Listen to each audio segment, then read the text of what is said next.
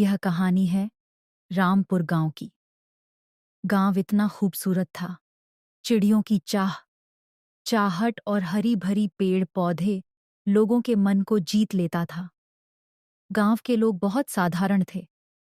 उसी गांव के पास एक बरसों पुरानी हवेली था, जिसके आसपास गांव वाले जाने से डरते थे, क्योंकि वहां वो रहती थी। अरे भैया, जल्दी जल्दी चलो। शाम होने से पहले गांव पहुंचना जरूरी है। ठीक है भैया, चलो। पर तुम मुझे ये पुरानी हवेली वाले रास्ते से क्यों ले जा रहे हो? ये गांव पहुंचने का छोटा रास्ता है। हम यहाँ समय से पहले गांव पहुंच पाएंगे।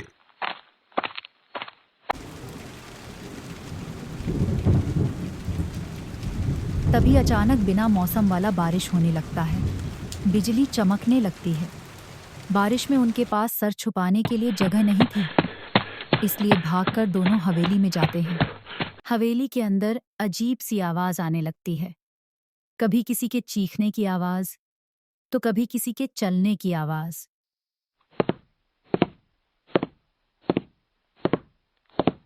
कौ कौन है? कोई है क्या यहाँ पे? चले जाओ यहाँ से, चले जाओ। ये हवेली मेरी है। तभी डर के दोनों वहां से भाग गए। बाहर बारिश रुकी नहीं थी, पर हवेली में रुकना उनके लिए मानो खतरा सा था। अगले दिन गांव में बैठक था। गांव वाले आपस में चर्चा कर रहे होते हैं। गांव वालों की झुंड में शहर से आए हुए कुछ लोग भी थे। राजू, सीमा, सुनील और पूनम, यह लोग भी गांव के साथ खड़े होकर गांव वालों की बातें सुन रहे होते हैं। उठा। आप लोग कौन हो? गांव में नए लग रहे हो। कहां से आए हो तुम चारों? तुम्हें कभी गांव में देखा नहीं। हम शहर से आए हैं। गांव में जो पुरानी हवेली है, वह हमारे पूर्वजों की है।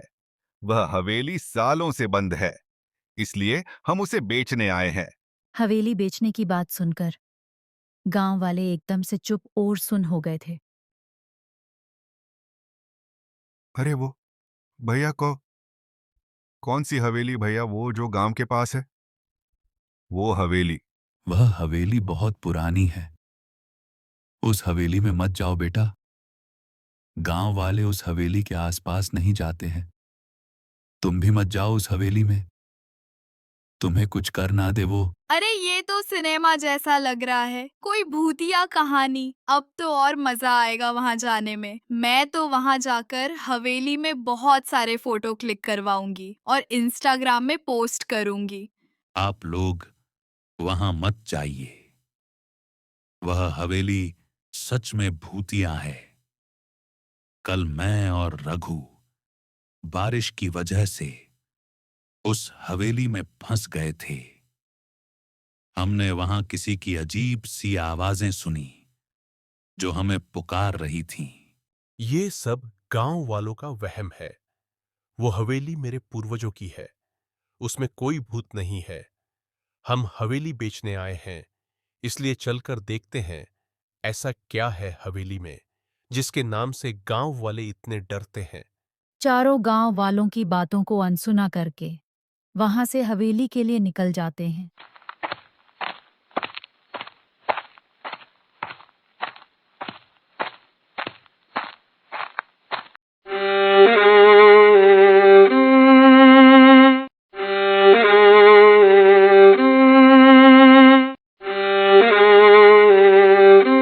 वाओ, ये हवेली तो सच में सिनेमा की तरह बिल्कुल भूतिया लग रहा है। मैं अब तक ऐसी हवेली टीवी में देखा था, आज मैं सामने से देख रही हूँ।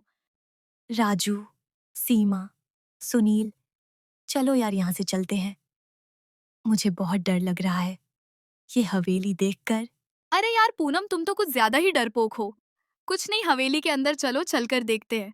मैं तो भूत देखने के लिए बहुत एक्साइटेड हूँ।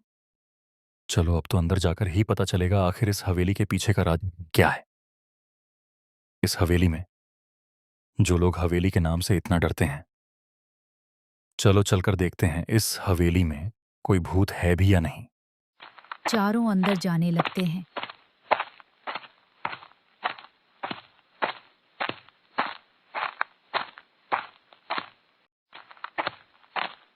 हवेली बरसों से बंद थी, पर उस हवेली की दीवारों में ऐसी चमक थी मानो हवेली कभी बंद ही नहीं थी।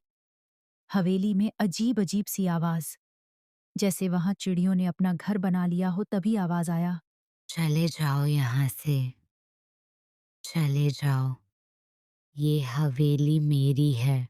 चारों इधर उधर देखने लगते हैं।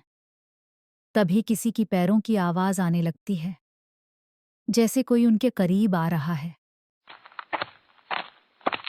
चले जाओ यहाँ से, चले जाओ, ये हवेली मेरी है।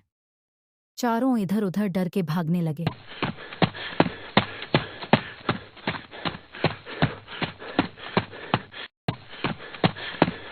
तभी पूनम की नजर सामने बैठी, अजीब सी दिखने वाली, जिनके आंखें लाल और सफेद बाल वाली एक औरत में गया।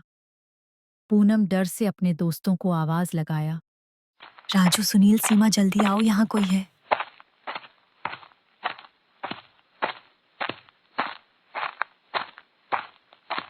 तुम कौन हो?